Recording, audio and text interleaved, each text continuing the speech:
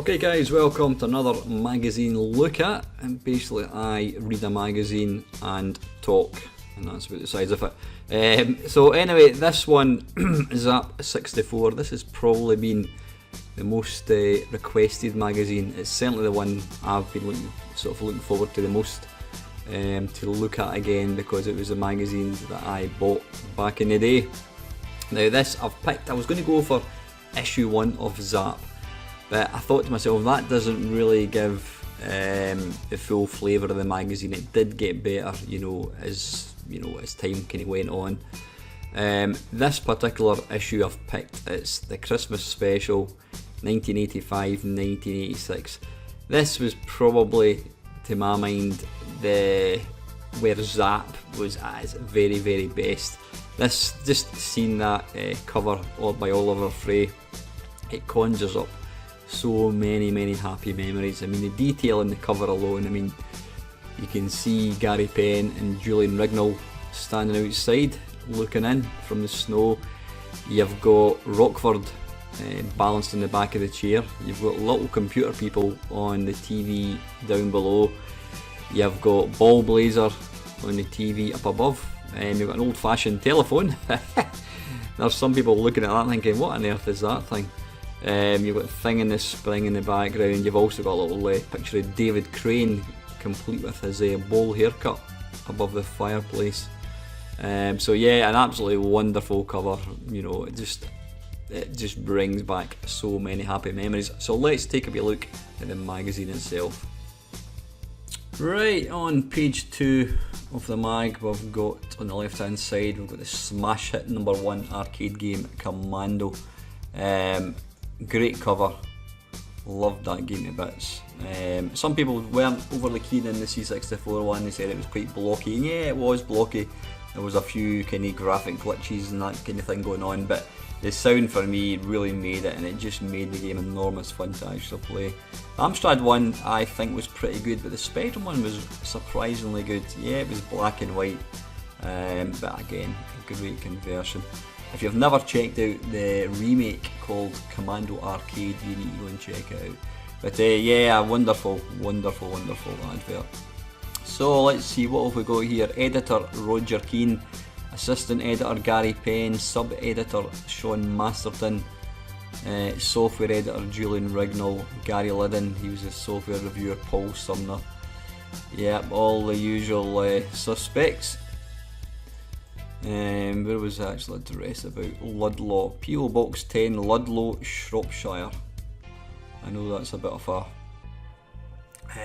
not a holy grail. It's there's been a few people have gone to Ludlow to see if the offices are there. I think it's now an off licence, something like that.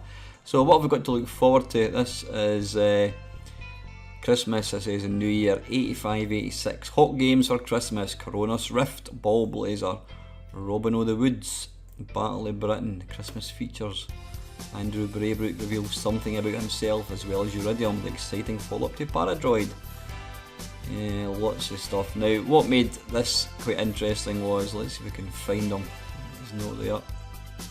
Rockford, the little character from Boulder Dash, he became like the unofficial mascot of this magazine, and he used to sit in the bottom of the pages or the top of the pages. So I'm sure we'll see him. So let's get straight in. Right, to kick things off, I've got a lovely big double spread advert for Ocean. Unfortunately, 2 of the games were absolutely pish: Knight Rider and Street Hawk. I believe these games were getting advertised and hadn't even been written. They may have been in the process of getting written, but they hadn't actually been finished at that point. I wonder how much of that actually went on when they advertised games when they weren't even finished. I suppose it would happen, because at the end of the day they'd want to generate interest and excitement for them, so that when the games were released, people were ready to go and buy them. But yeah, apparently Knight Rider and Street Hawk were never released. I've never actually looked at them. I've never played either of these 2 games. Rambo, it's got one of the best audio tracks on the Commodore 64. It's a wonderful piece written by Martin Galway. You've got to check it out just for that. The game itself, I wasn't a big fan of it. apparently it's only got like a couple of levels. It's meant to be very easy to complete. I never completed it, but hey ho. Transformers, warrior robots in disguise. So yeah, £8.95 of your English money, and I'm sure they're probably cheaper on the Spectrum this Christmas. All the action promotion. Yeah, nice covers. Right, there's an advert for Discover Little Computer People. I always thought that was a really shit picture. I understand it's supposed to be a computer generated picture, but I always just thought it looked rubbish. So these are the dealers you could actually buy. Let's see if there's any in Scotland. Usually it'll list them all for England, then it'll have Scotland, and it'll have like one. I can't see any. Oh, there we go. Now this place is actually only about 10 minutes away from me. Daleview Video, 139 West Main Street, Armadale. Sadly, I don't think that place is there anymore. So there you go, you could go and buy your Little Computer People. I'll talk about that game later on because I think it does get mentioned. So here we go, a Merry Christmas and a prosperous New Year. Here at Zzap Towers in Shropshire's deepest Ludlow, recently voted the oddest place in the world for a computer magazine. We are slaving unselfishly away over the February issue, while hoping very much that you'll enjoy this Christmas special edition of Zzap 64. Yeah, Zzap in the East. I ought to take this opportunity to welcome new Zzap readers in the Far East. Under an exclusive licensing deal, an edition of Zzap 64 is being printed in the Far East and distributed there and in about Australia. There we go. What am I saying here? It also seems appropriate to say thank you to some of the people and organisations who have been essential to us. We always mention their mum, don't we, in these things. Bull in for supplying lunchtime refreshment without which the afternoons couldn't. Yep, Commodore for the 154 disk drive, which makes our life such a joy. Well, obviously that was after they brought out tape loaders, or tape turbo loaders. Oh, there's little Rockford saying, what about me? And where would Zzap be without me? Yep, quite right, Rockford. So yeah, there's the games: Ball Blazer, Battle of Britain, Causes of Chaos, Chimera, Dynamite Dan. Right, we'll get to it. Right, here we go. Sizzler, Coronis Rift. Wow, just seeing that picture again just brings back so many vivid memories, so many happy memories. The funny thing was, I was never a big fan of Coronis Rift. I did buy it. I used to buy a lot of games. I also copied a lot of games, but I did buy the majority of games from C64. I was never a big fan of it. I just couldn't really get on with it at all. I mean, Julian Rignall absolutely loves it here. Or loves the game, I should say. Lucasfilm games seem destined to set the standards of future software production. Here's Gary Liddon. Though initially showing some graphic similarities to Lucasfilm's other epic Rescue and Fractalis, Coronis Rift is a totally different game, digressing from Fractalis' pure blasting and leaning more towards the strategy side of things. Yeah, I think that's why I didn't like it. It was kind of too strategy based for me. But a lovely big, in fact, 3 pages no less. And even grumpy old Gary Penn liked it. Rescue and Fractalis was a very good shoot 'em up, but one that became a mite tiresome in time due to little variation. Coronis Rift strikes me as being something of an improvement of the aforementioned game, but with similar, better use of fractal graphics. I should really make a point of playing it, because it does look nice, and it uses, fractal graphics is a process where it's almost like, it's like looking at a snowflake. No matter how much you zoom into a snowflake, it continually just keeps changing, it's almost like an infinite. So yeah, they gave it 96%, one of the games of the year. And we had Time Tunnel. I think that was pretty pish. $14.95, that was US gold. Colonial Salem, Hubble Bubble Toilet Trouble, mix a ghastly witch's brew and you'll win through, but watch out for flying broomsticks. Don't think I ever played it, but I'm sure Zzap gave it a pretty awful review. So you basically start right back in 1692 and it takes you right through to the year, what was that? 1999. Yes. Right, and Ball Blazer. Now, if you didn't think differently, you'd think that these guys had had a payoff by Activision, but you know what? I think that's would be unfair to say that, because I think these games generally were regarded as pretty epic. Again, Ball Blazer. I love sports games. I used to like football games. I really enjoy one-on-one sports games, but I don't know what it was with Ball Blazer. It just didn't click. I found it quite boring to play, actually. Yeah, it had the lovely checkered board graphics, super smooth. Possibly if you had somebody else playing it. I think this game relied on multiple players. Playing against a computer was quite a sterile thing. There have been some stunning sports simulations released on the 64 this year, but none of them are in the same class as Ball Blazer. Yeah, so Gary Penn liked it, Gary Liddon loved it, and so did Julian Rignall. So what did he get? 98%. So I mean 98% for Ball Blazer and 96% for Cronus Rift. $9.99. Yeah, so their games were that wee bit more expensive. How much was Cronus Rift? Yeah, $9.99 as well. It's annoying when I scroll down, it takes a wee second to actually draw the screen. Don't know why it does that. So yeah, two games which were highly regarded, but unfortunately I didn't really go on with them. Odin Graphics, what was this? Ark of Yesod and Incu, what's that? Icops. Don't remember that game. Ark of Yesod, my mate had that in the Spectrum, always thought it looked better in the Spectrum. Right, yeah, now, Ultimate play the game. What can we say about Ultimate? Ultimate were probably the finest producer of software for the ZX Spectrum. You know, the games that they made were groundbreaking. You had your Night Lords, you had your Saber Wolves, Attic Attack, what was the other one again?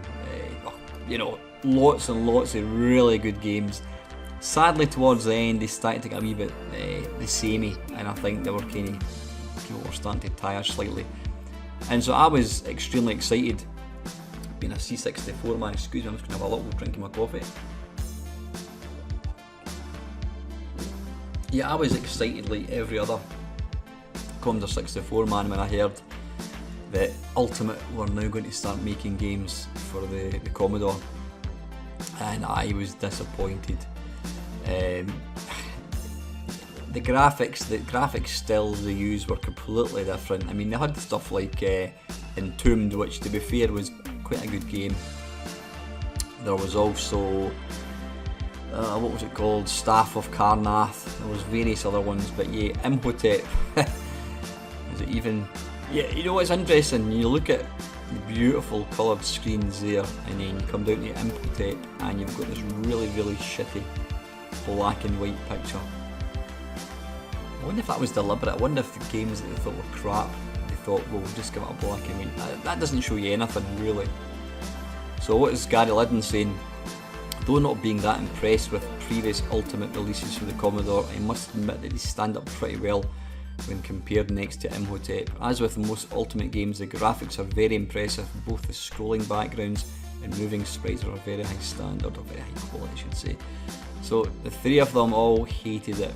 Presentation 60, graphics 70, sound 40, hookability 30, value for money 16%, vastly overpriced and is put to shame by some of the poorer budget games. Overall 20, unfortunately Ultimate's worst yet. Yeah, I like this, this was for Elite. This boy is a fugitive, as you may be aware, or you may not be aware if you have never played Elite before, and there's probably a lot of people who have never played it. Certainly the original Elite. You got a ranking based on how well you were doing, how many kills you had, etc. And it would give you, it would rank you. Now this little kid was a fugitive. Quite funny actually. Dynamite Dan, another conversion of a Spectrum game. Was Julian saying, when this game first appeared in the Spectrum, everyone in Crash went ape, and I couldn't blame them. Dynamite Dan is a superlative Jet Set Willy style arcade adventure. Colourful, fun and great fun to play. It has been converted very faithfully to the C64 and consequently hasn't lost any of its original charm. So what did I get? 80%. Now, Gary looked a wee bit indifferent, and Gary Penn, I've only ever seen and heard of Dynamite Dan and Spectrum. You know, always thought that the graphics and music were quite smart. Well, it's still 80%. They all look quite sad. Julian's looks happy, and the rest of them look quite sad. Euromax joysticks. There are joysticks and there are Euromax joysticks. Never remember seeing these. Now I've actually got 2 of these Competition Pros. Now again, this is a black and white advert. The buttons are red. In fact, you know, the ones I've actually got, I think the buttons are square. So there may have been a slightly newer version, possibly. Or an older version, I'm not quite sure. Underworld, that was the game I was trying to think of. Yeah, again, what I find really, really surprising looking back now is just how many black and white pictures there were. Was it down to cost, possibly? I know they literally pointed a camera. I mean, bear in mind, it wasn't a digital camera back then, it would be an analogue camera. You had to spool, you had to get the picture developed. You know, but it's surprising just how many were actually in black and white. So what's Julian saying? Okay, I'm on my own about this, but I reckon Underworld to be one of the best aardvarks available for the C64. After all, any game to have kept me attached to a Spectrum keyboard for some weeks must be pretty amazing. Gary Penn wasn't a fan. There are an increasing number of really good arcade adventures appearing on the C64, and I don't think Underworld is one of them.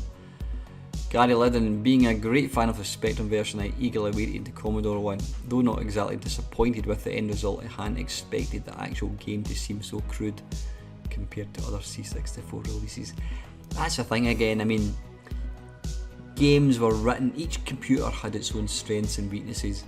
So games for the Spectrum, games that excelled in the Spectrum were written with the Spectrum graphics, colour, sound in mind, and so when you ported it across a different computer, you could then get a game that was amazing on the original system, but when you port it across, it just doesn't work. Because it looked like a Spectrum game, and some people didn't like that idea. So yeah, 69%, not a great score. I mean, I think the Spectrum one got, you know, a crash smash. It was certainly highly rated. This girl is dangerous. Willow Pattern. You know, I remember buying this. Now again, I bought this on the basis of this review. What was Gary Liddon saying? Sorry, Gary. Firebird have really improved the quality of their products with the launch of the Super Silver range. Yeah, that's right. Firebird brought out a sort of an expensive range called the Silver. What did we call them again? Super Silver range. I think they were £1 more or something. Firebird haven't produced anything of merit at budget prices on the C64 as yet, but Willow Pattern is certainly a step in the right direction. Yeah, it looked quite bizarre. It was actually quite a nice game to play. I quite enjoyed it. I mean, it was only £4, so you know, you can't really complain too much. And here we have the last V8. Now I did do a video about this. It's got one of the best musical tracks ever from Rob Hubbard. I should just call him RH because I can never say his name properly. But ultimately the game is just too damn difficult. There's nothing wrong with the graphics are great, it's just too damn difficult. And it was actually coded by David Darling of Mastertronic fame and Codemasters. So what are they saying here? Sound, there we go, 91%, another rocking Rob Hubbard classic. But just too damn difficult. This lady is deadly. Thunderbirds. Again, I bought this game and it was actually quite good. It's a kind of puzzle game. I get 77%. Yeah, you basically had to sort of slide blocks out to allow you to move blocks to then, you know, allow you kind of get your little spaceship from A to B. It didn't have an awful lot in common with the actual program at all. The Commodore 128 hard facts about the software. With hundreds of software packages available, never has a more usable machine been launched. 3 modes mean you can use software for the Commodore 64, software for the CPM system, and a new software specially written. I've always wanted a Commodore 128, but they go for daft money. and sadly it was a machine that never really took off. I think there was a handful of games that took advantage of the extra memory, but largely, you're not gaining very much getting a 128, unfortunately. Monty on the Run, another lovely advert. I mean, this is a big double spread again, all the colour, but obviously they would pay. Gremlin Graphics would pay to have it in colour. Great game. Commodore 64 Spectrum. Amstrad. See now, I'll get that. That is annoying.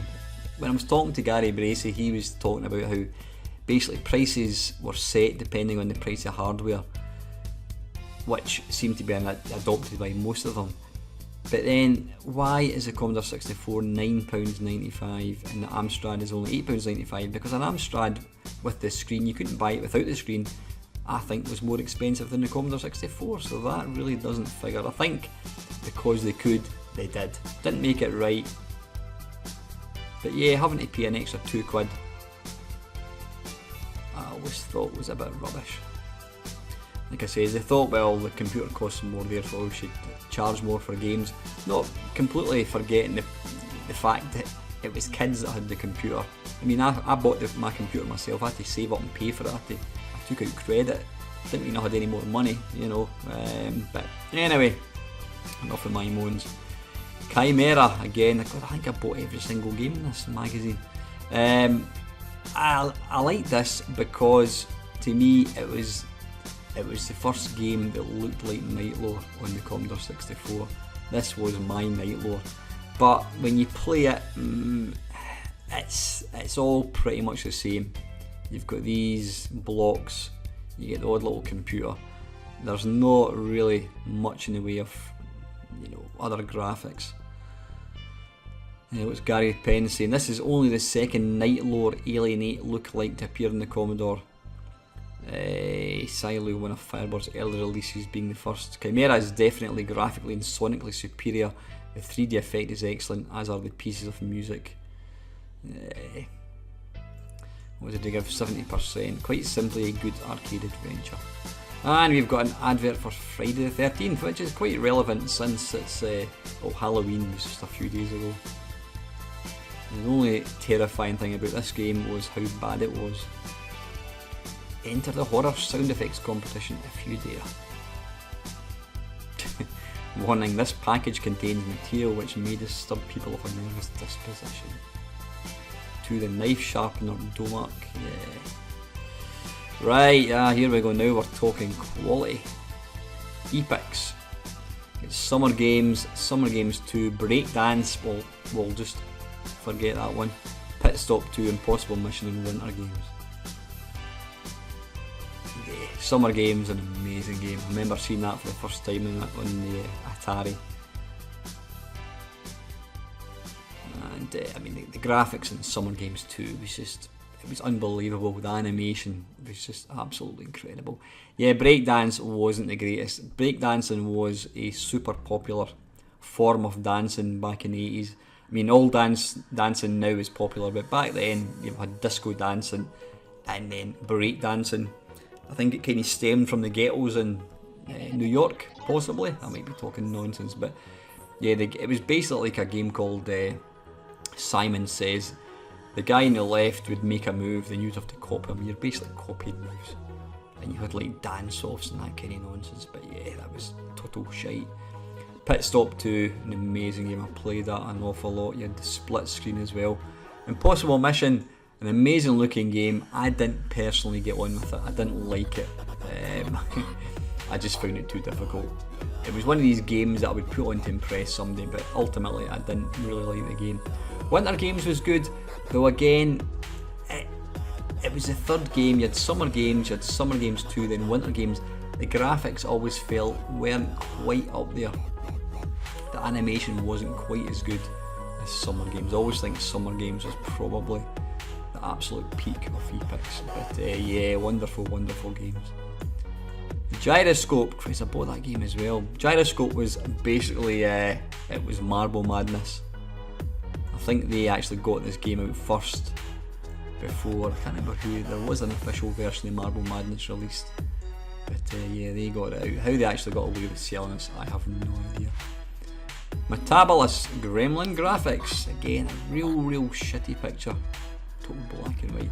This man is harmless. 50%. Metabolus is not one of the most impressive arcade adventures to be converted from the Spectrum. Graphically it is rather poor and the sound isn't much better. There are quite a few amusing touches, such as the bird getting squashed by the 10-ton weight. Despite such pleasantries, I found the game a mite tedious to play and it soon became boring. Yeah, it looks like nobody liked Metabolus. It does look like that the games that they thought were shit, they only took black and white pictures of, which is fair enough, I suppose. Fighting Warrior, I think I got a copy of that and it was shite. Well, there you go, 45%. The Spectrum one was really good, it had really super detailed graphics, but unfortunately this version just looked, it was just mega blocky and it was ultimately boring as shit. Yeah, this is a real disappointment after Way of the Exploding Fist. The graphics are indistinct and the characters are poorly defined and coloured. Yeah, disappointment, definitely. Hero of the Goalless Talisman. Now that was my friend Mr. Sean Southern that actually wrote this. Now I did buy this game, I quite enjoyed it. I don't know what did it get, 78%? Does it actually mention Sean? Let's see if it does.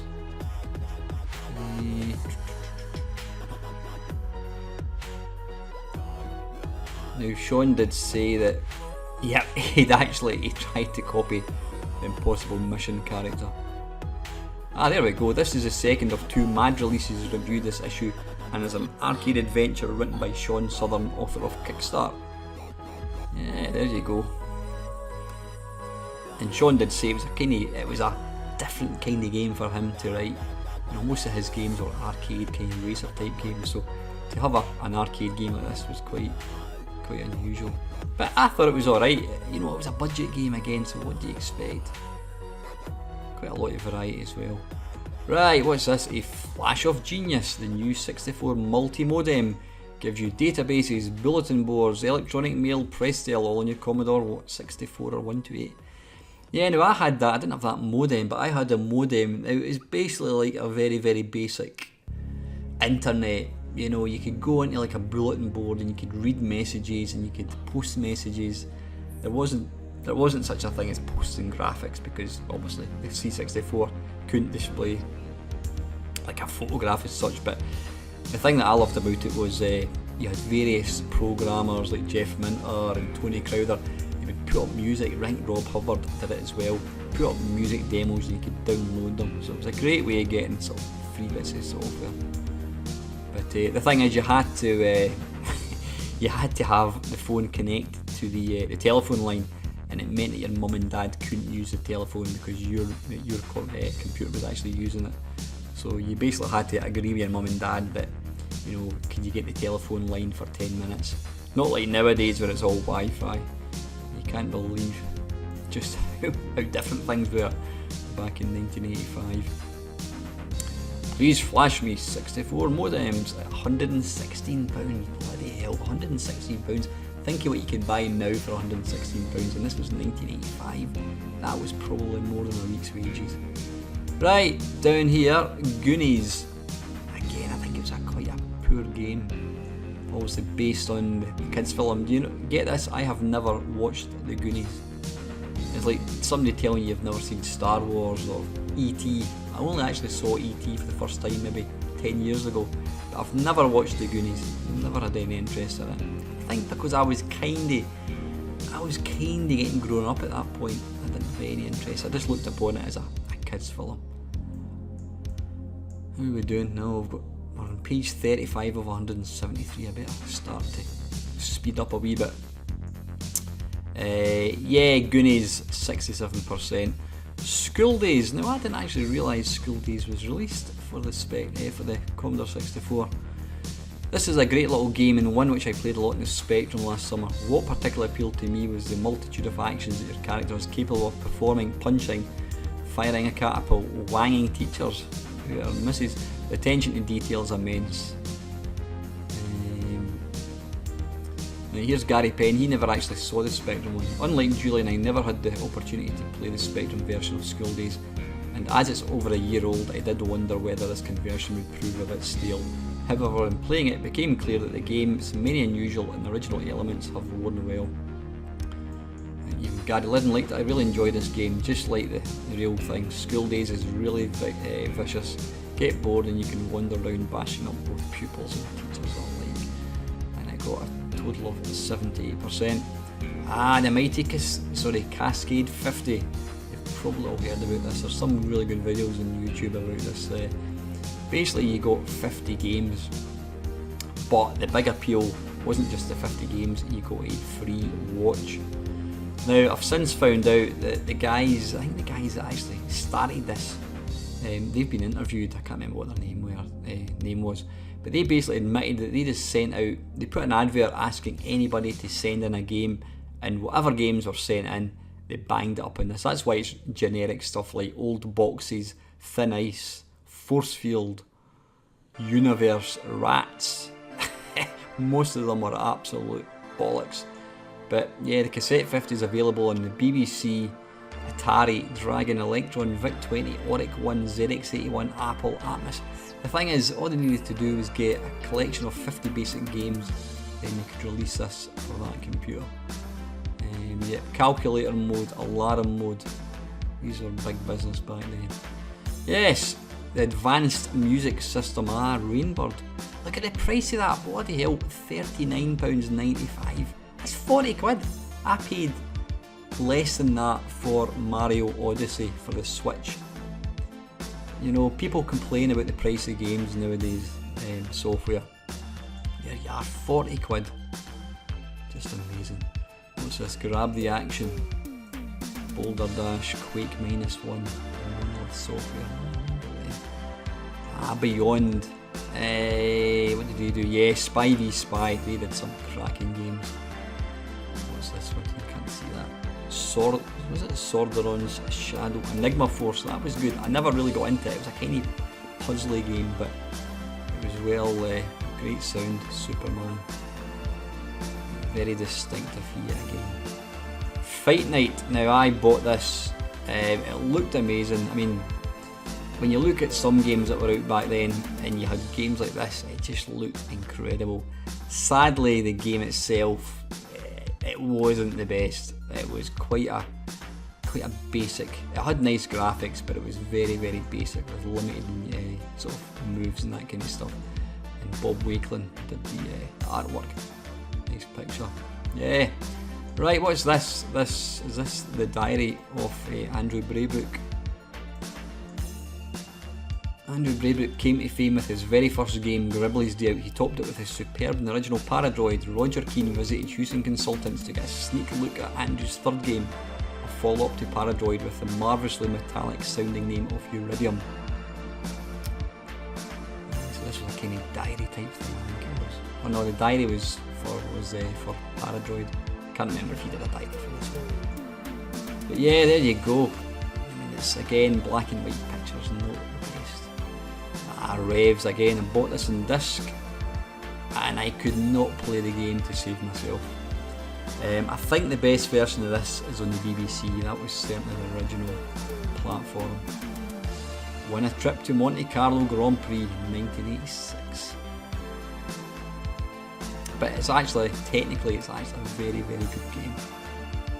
Right, so this is the Score Lord. This is where people basically sent in scores. Let's see if we can find anybody that I know. Julian Rignall, Battlex, 5 million.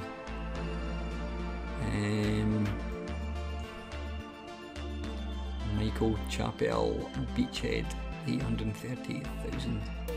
Wow, Drop Zone, 3 million. That's quite a score. Apart from Julian Rignall, I can't see or recognise anybody. I could never come close enough to send one of these things in. Paradroid, Andrew Braybrook.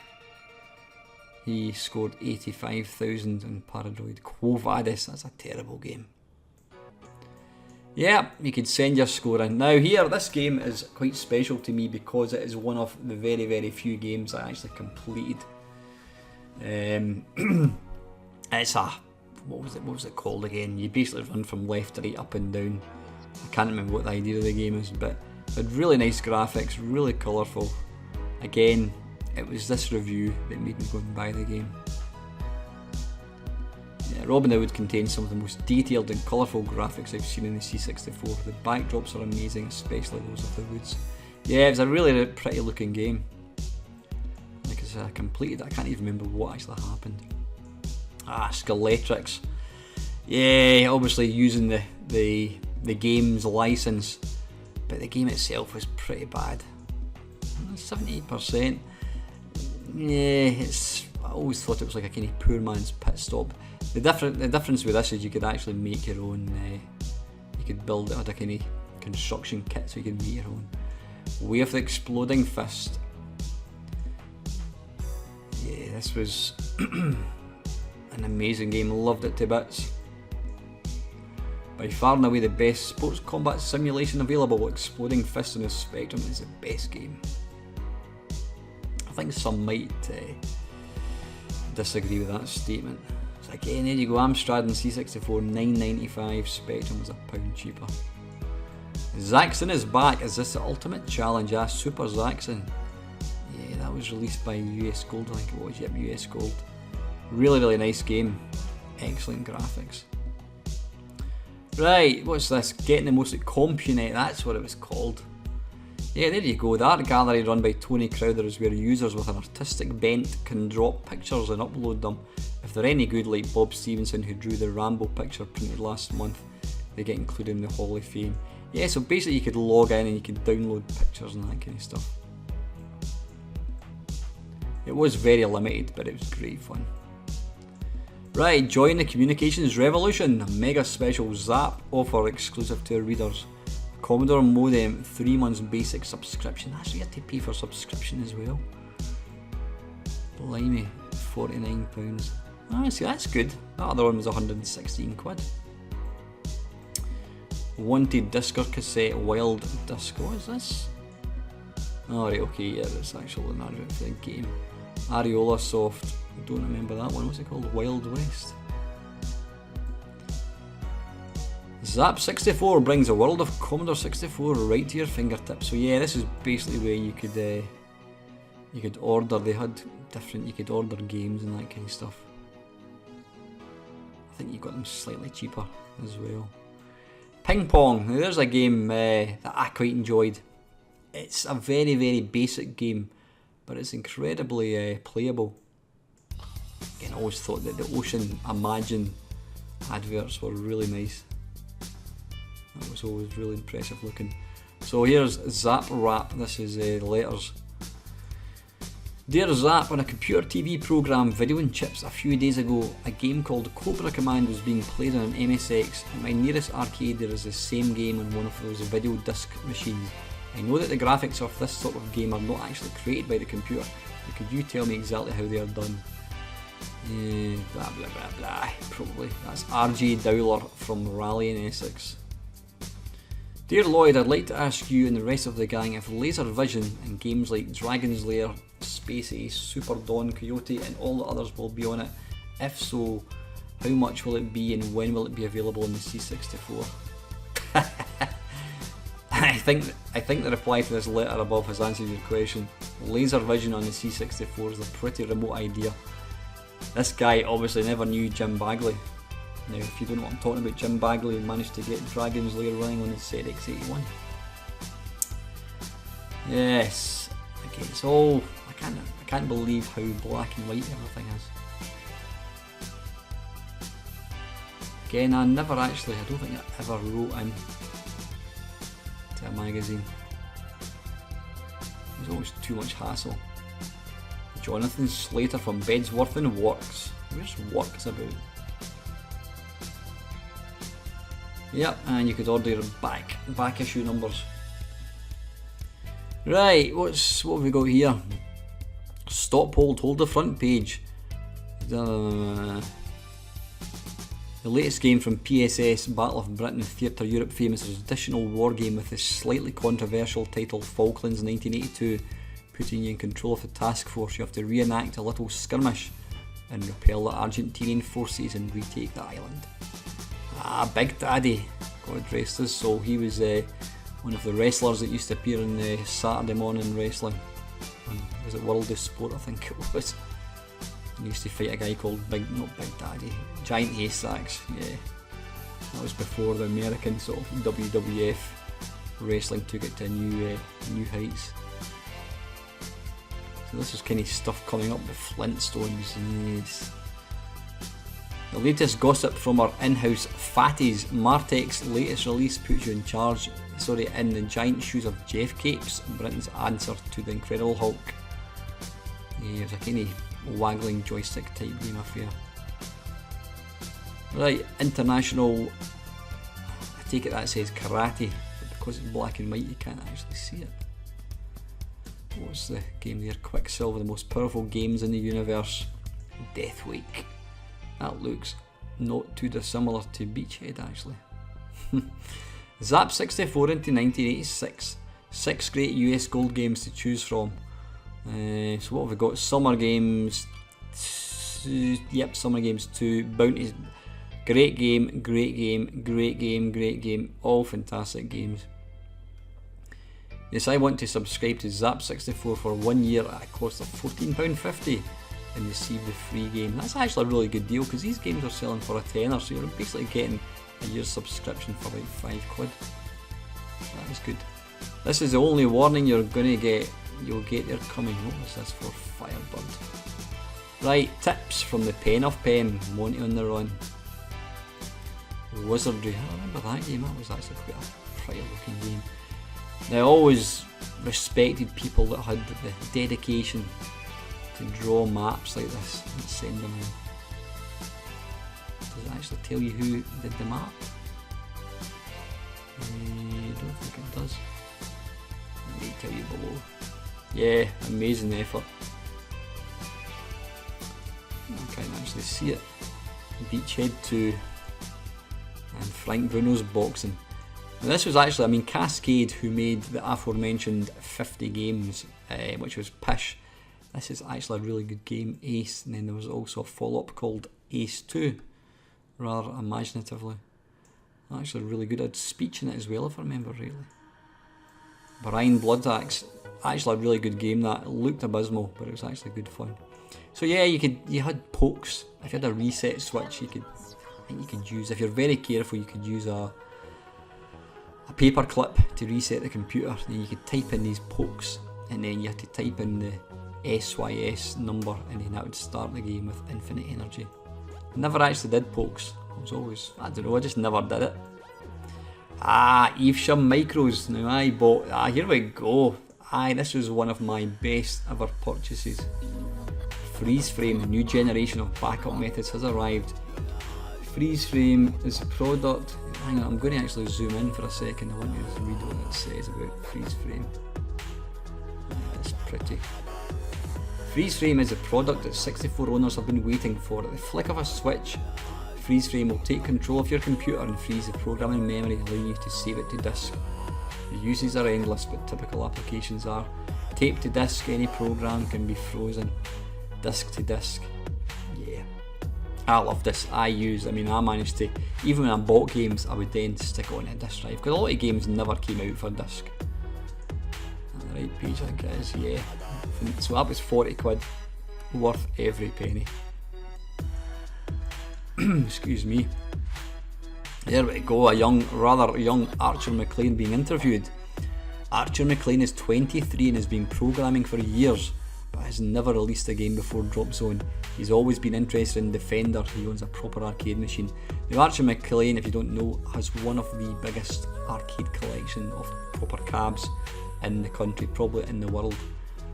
One of my mates, Tony Temple, knows Archer very well. In fact, Tony bought Archer McLean's Missile Command, or I think he commissioned Archer to actually to restore it to its former glory. But Archer's a massive arcade fan. He's got tons of machines.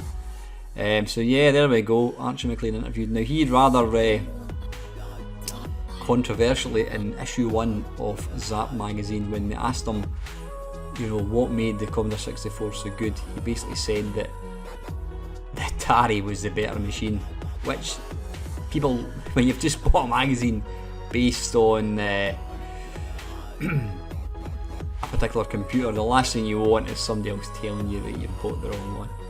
But yeah, Drop Zone's an amazing game. Ah, there's Mr. Minter. Is that Flossie? No, that's not. That's a llama. Slate with Flowers is the nearest thing to an impartial interviewer under the circumstances of our verbal differences with the Arcade Maestro. We sent Gary Liddon to talk to the Hairy Hippo. Hairy Hippo? Hairy Hippie, sorry. I'm thinking of, whatever it was called, Hungry Hippo. It's a board game for kids. Gary Liddon is actually really good pals with Jeff even now, and obviously that relationship was cemented back in the day. Now, controversially, even though Jeff used to write for Zzap, when Mama Llama came out, the Zzap guys absolutely panned it. And let's see what they're saying. Did the Zzap review of Mama Llama affect you in any way? I just did not like the way it came across. They were trying to put down something that I figured they didn't really have a right to. Okay, they weren't into the game, but it's not so much that they didn't actually say they weren't into it, they actually tried to drag it down. I get very attached to my games, it's part of me. I take 3 or 4 months to create a game, and if somebody goes for my game, they go for me. I can't be objective. It's not like I'm not like a lot of people who are just writing commercially. They're producing a marketable game. If it gets slagged off, then that's it. It's not so much part of them. Blah blah blah. Yeah, Mama Llama is it's not one of Jeff's best games, I have to say. They sold 1 million. That's a great compilation. It's Sarah off to Catherine Beachhead. At least it was the same price, $9.95 for all of them, which is good. Yep, excellent compilation. Still on top. US Gold. Arcade Hall of Fame. Bought that. Bought Tapper. Didn't buy Up and Down. I think I had a copy of Aztec Challenge. Blue Max. Bought that. Well, that's a compilation. Yeah. Rocco by Gremlin Graphics. And we've got the calendar. What date was my birthday? There's a minute. Collector's calendar. January, February, March, April, May, June. Was it on a different page or something? Datasoft. Oh, that's the Goonies again. Yeah, wasn't a fan of that game. Never watched the film, and I know the game wasn't particularly good. Right, US Gold 1986. Hardball, I always thought that looked like, even now that looks impressive. It really does. Animation, it was on disc. That's the thing, the C64 was popular in America, but everybody had a disc drive, so more games came out in disc. And then inevitably, because there were so many people with tapes in the UK, we would get it on tape. It was like a multi-load, and it just wasn't really workable. And again, this game, never played, in fact these 2 games here. What was this? Law of the West, and that was Sci 5. There we go. I always thought these looked amazing. They looked really, really nice. I'll actually need to do they did what for Accolade Software and take a look at some of these games. And graphically wise, that just looks fantastic. Yeah, what was that called again? Infiltrator. That was another multi-load game. It was like a epic game. Kung Fu Master, that's a terrible picture again, black and white. I was never impressed with the C64 version of Kung Fu Master, but looking at it now, it's actually not a bad version. It plays fairly well. Right, and yet another update on how the Zzap Crash Amtix Dr. Bernardo and Action Group charity parachute jump is progressing. Actually, they must have been doing that for charity. What's this? The subject of this competition is not for the faint-hearted. Beware. Play Minions Revenge and win a weekend away. Again, it's amazing how much grey is in this magazine. You just wouldn't sell a magazine like this nowadays. Rockford's Roundup. Yeah, this is where he looked at previous magazines. So the very first issue of Zzap had Elite in it. Then we had what was it called again? It was called Theatre Europe. Yeah, it was all based on a nuclear war. It was actually quite a scary game. There's one part, if you wanted to launch a nuclear bomb, you had to phone a number, and it was actually a real telephone number. When you phoned it, all you could hear was a baby crying. It was really unsettling. That was, what's this? Jeff Minter was dropped as a Zzap columnist and the readers were left to fight it out in the rap pages over the following issues. Poor Jeff was dropped. Yeah, I know he was only in it for a few weeks or a few months. International Basketball, that's a great game. That was written by Andrew Spencer, who did international soccer. You could win yourself this rather stylish Zzap 64 sweatshirt. I wonder if anyone's still got one of these. Exploding Fist, wonderful game. What did they say about it? No, doesn't matter, I can't actually find it where they're actually talking about the game. What was that again? Frankie Goes to Hollywood in September, Summer Games. And what was this? This is a kind of advert for Who Dares Wins. Now this was released just before Commando. It was very clever because they released it just before Commando came out. It was basically the same game. In some ways this game is the better game. It probably is actually. Who Dares Wins 2 is probably a better game than the original Commando by Elite, apart from the music. But the arcade Commando, the one that came out fairly recently, is an amazing game. But yeah, I remember buying that. I thought it was excellent. Finders Keepers, that was another budget game. And Racing Destruction Set. Loved that. Racing Destruction Set was an amazing game. It was like kind of slot car racing. Yeah, that's basically what it was. It was like Skeletrix, and the electronic version of Skeletrix. I always thought this looked really nice. Electra Glide. It was a racing game, and also it looked better in the Atari. I think it plays better in Atari actually. English Software they were called, I think. Yeah. And there was Little Computer People, which was a remarkable game, written by David Crane. It did come out in tape, but the best way to play it was in disc. You had to put your name in it. It was, part of the selling thing was that it was each sort of little guy was completely unique to each computer, so nobody had the same person. They'd all look differently. They'd all have different behaviour. Looking back, the fact that David Crane got this running in an 8-bit machine was pretty incredible. It was a music maker or something. A young Gary Penn obviously annihilating some young reader at a game. Battleix. Right, what are these? These are Adventure International. These were all adventure games. I was never a fan of adventure games, I must admit. Gremlins, I played that very briefly. There was one bit you could put a gremlin inside a microwave oven. Excuse me. Yeah, at this point, this is where I used to kind of skim past. I never ever read any of the adventure stuff. Seas of Blood, $9.95. Lots of people loved them, but it just wasn't my thing at all. Mind Shadow by Activision. Again, look at all the grey. It's all black and white. Causes of Chaos. Quest for the Holy Grail. £1.99. Worm in Paradise. Yeah, this is all adventure stuff. What's that? The Thoig Ever Zzap quiz. White Door. What's that secret you're keeping? Open the door and you could be the proud owner of a 1541 disc drive. Right, what is this? Is this an advert? Just released from Relax. Gertie Goose. Oh, that was one of the worst games ever. One Bite Too Deep. Pod. A war game and trading game. What was this for? Zzap competition. Win racing sets and Leisure Genius Skeletrix. That was the game we saw the review of. Wizardry. Now that was actually a really nice game. It was a kind of pseudo 3D game, similar to Night Lore, but it was all sprite based and it wasn't as detailed looking, but it did look nice. It was actually quite a nice game to play. Again, I got bored very quickly because I've got an extremely short span of attention.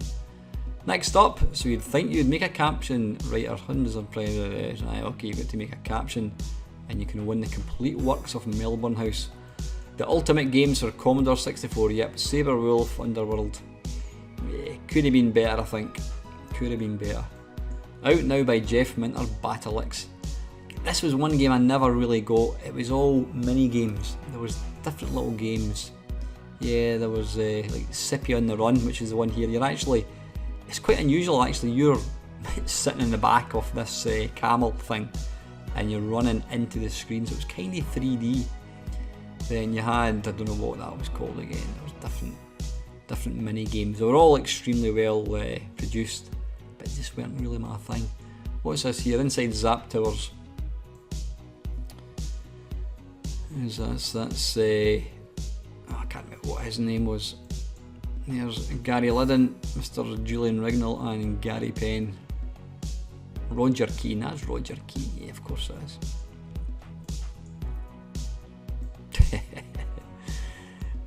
Yeah, it was all quite simple. Back in 1985, you always imagined it was high tech, but when you look at it now, you realise it was all very, very bits of paper and scissors and sticky tape and probably felt pens and that kind of stuff.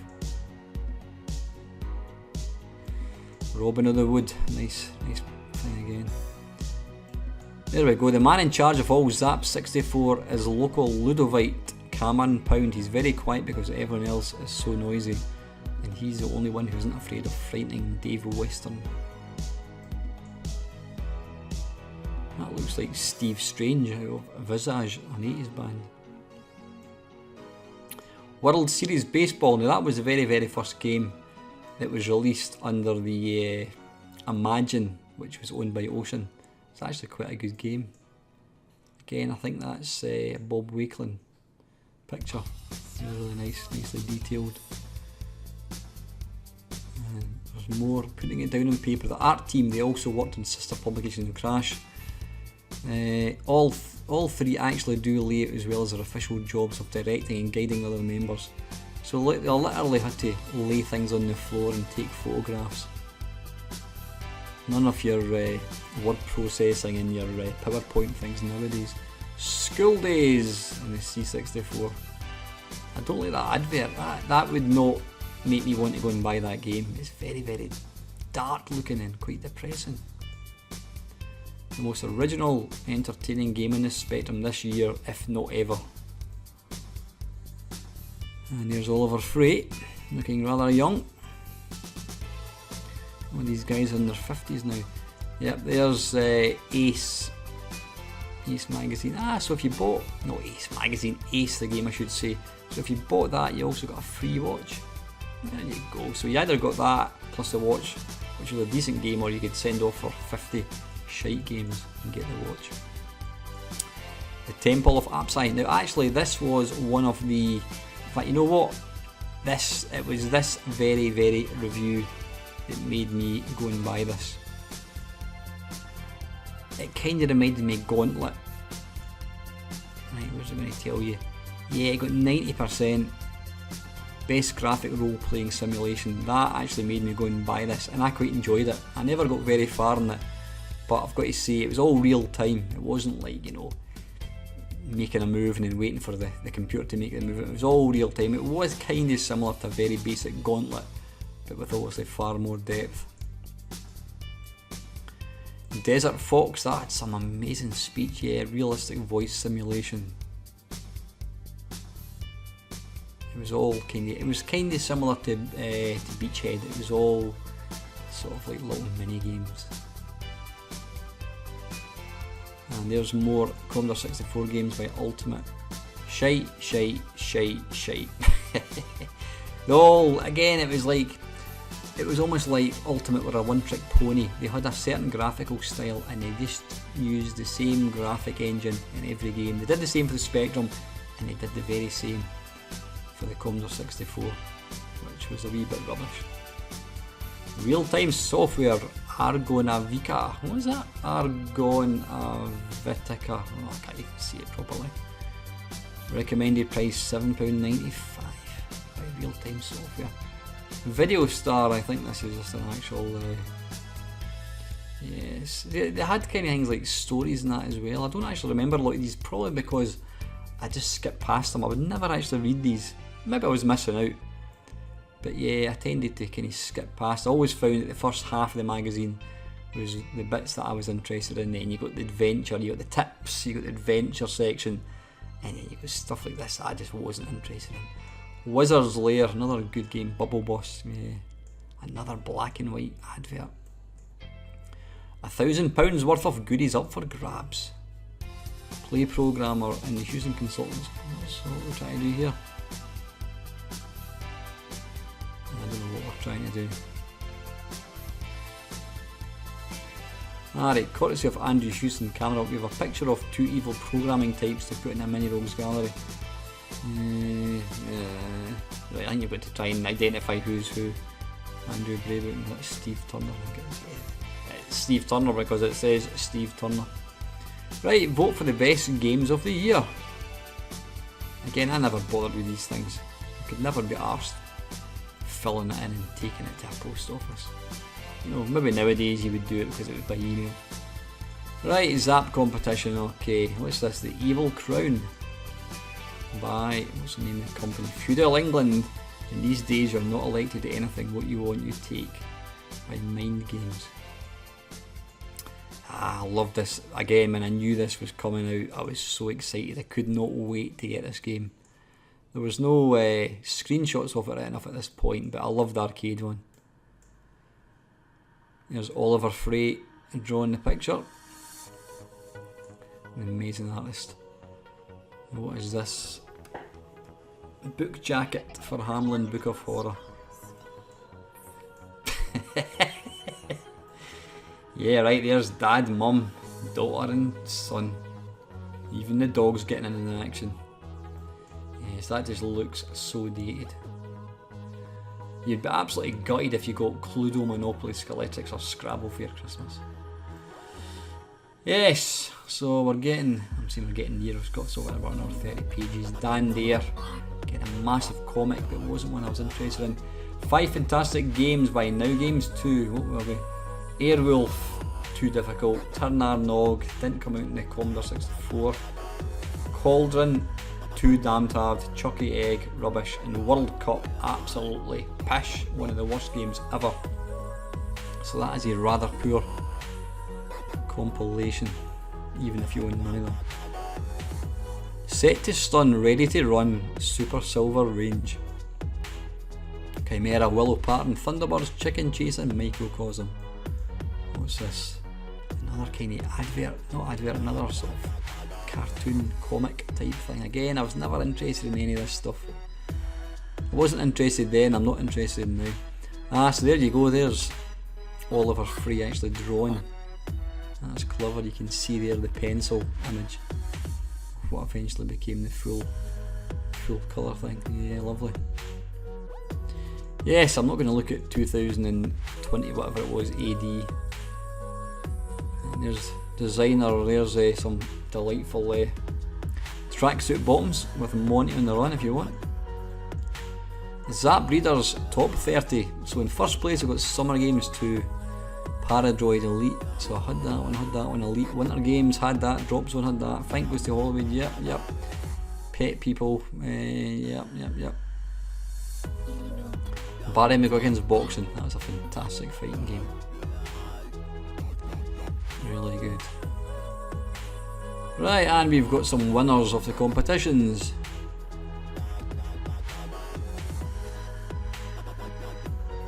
Tell us a funny Russ Abbott type joke and win a strange prize.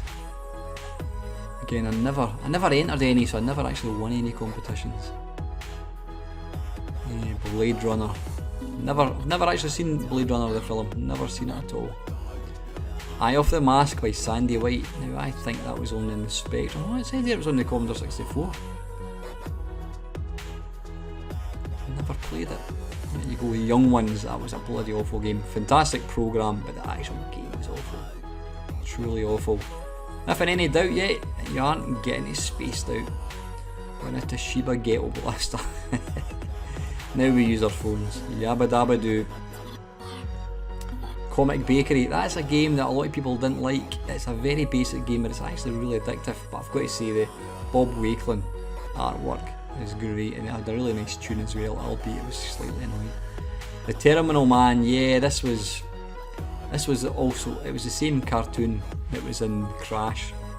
Wasn't a fan. Again, I just used to skip past all of this, but again, amazing. If you're into cartoons, cartoon strips, then you'd probably enjoy it. Super detailed stuff. Harvey Smith, whatever happened to him? I think he's dead now actually. It's a horse riding game. It had really good, an excellent theme tune by Rob Hubbard. Again, it was the, I can't remember what the name of the tune was. It was for a horse jumping show anyway. More Terminal Man even. Zorro. Now this was kind of like the unofficial sequel to Bruce Lee. Now I love Bruce Lee back in the day. I'm not so a fan of it now. I think it's quite a limiting game, but Bruce Lee was a great game, and then when Zorro came out, I thought this was going to be excellent, and I bought it on disc, and it turned out to be pretty boring. Not a patch on Bruce Lee, unfortunately. Super Bowl, another really nice advert, beautifully coloured by the ocean. I used to go to my mate's house for the Super Bowl every year. It was always in January. It was like started at like 2 o'clock in the morning. I was never a big fan of computer games. And there's an advert finally for Hardball, and another picture by Oliver Frey.